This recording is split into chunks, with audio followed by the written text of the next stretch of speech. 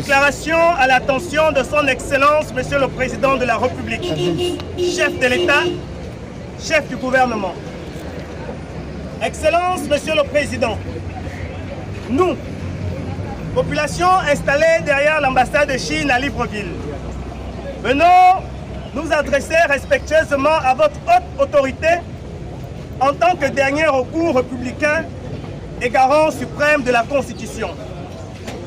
Avant toute chose, nous tenons à vous féliciter avec force et loyauté pour l'impulsion historique que vous donnez à notre pays à travers l'instauration de la Ve République.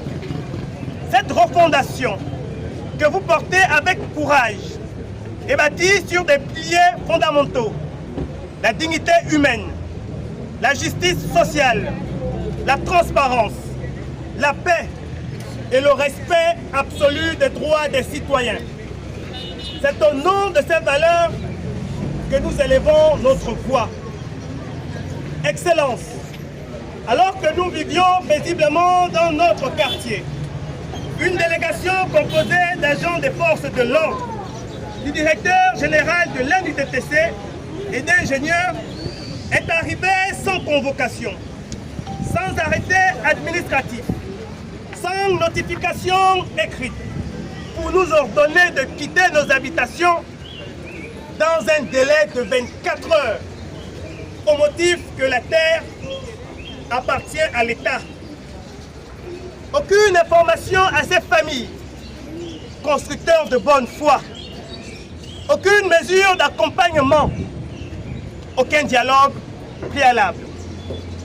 Excellence, nous avons été traités comme des intrus, alors que nous vivons ici depuis plus de 50 ans dans une occupation paisible, continue, publique et jamais contestée. Nous tenons à rappeler que la Constitution de la République gabonaise dit avec éloquence que nul ne peut être privé de sa propriété ou de ses droits d'usage sans cause d'utilité publique, sans procédure légale et indemnisation juste et préalable.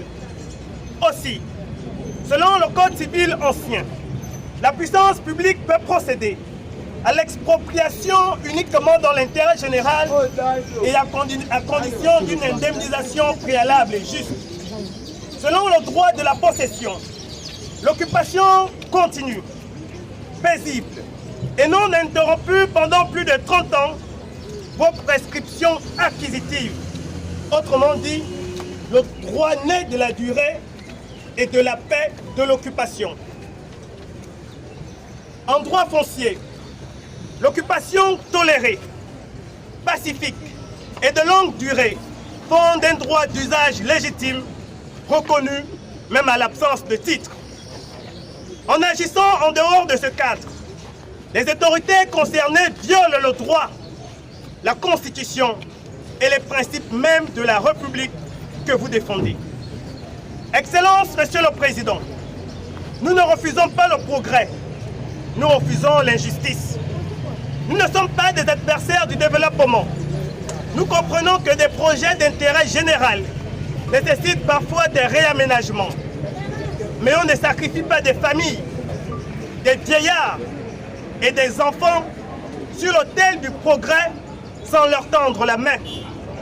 Nous sommes prêts à partir pour le bien commun, mais pas dans la précipitation, pas dans la brutalité et sans alternative. Car on ne chasse pas une mère de famille sans lui dire où elle couchera ses enfants. Nous demandons très respectueusement et solennellement la suspension immédiate de toute opération de déguerpissement illégal dans notre zone. Une procédure claire, légale et documentée. Un recensement exhaustif des familles concernées. La mise à disposition des terrains viabilisés en compensation. La construction de logements, de relogements, temporaires ou définitifs. Une indemnisation juste et équitable fixée selon les normes légales. Et si possible, un débat télévisé contre le DG de l'UNITTC, le ministre de l'Habitat, pour le triomphe de la vérité. Excellence, Monsieur le Président, au nom de la vérité, on va le dire. Qu'est-ce qu'ils font?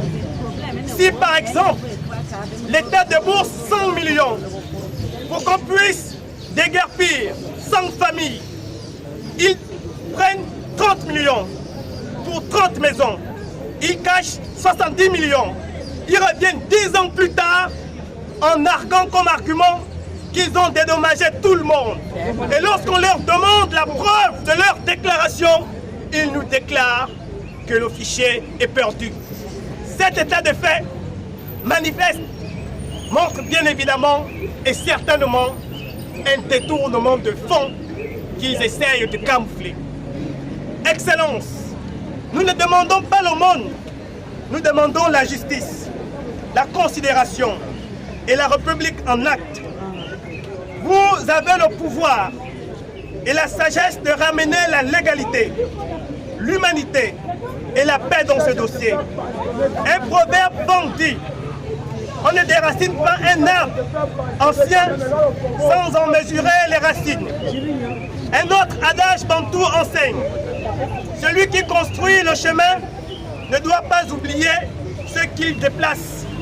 Et la sagesse de nos anciens rappelle: on ne jette pas les enfants dehors en saison de pluie. Excellence, Monsieur le Président, nous croyons en vous. Nous croyons en la République que vous construisez. Et nous espérons que vous aurez l'oreille qui écoute, la voix qui apaise et la main qui déclare. Pour les populations concernées, je vous remercie.